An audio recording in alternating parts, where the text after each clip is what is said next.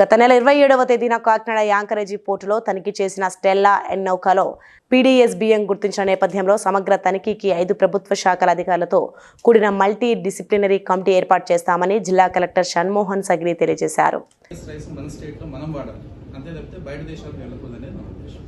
ఇప్పుడు ఉప ముఖ్యమంత్రి నాకే అధికారులు సహకరించట్లేదు అంటున్నాడు.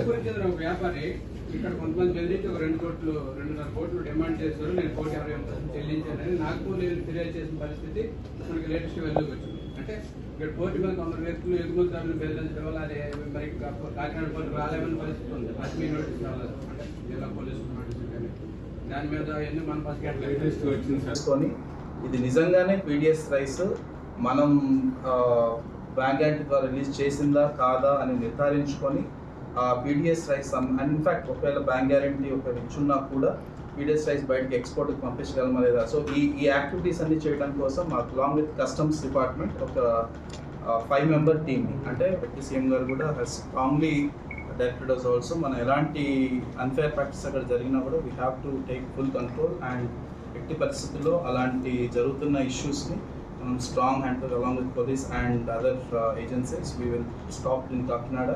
And దాంట్లో మొదటి స్టెప్ కింద please like and share subscribe to BCN Telugu News. Please like, share and subscribe to BCN Telugu News.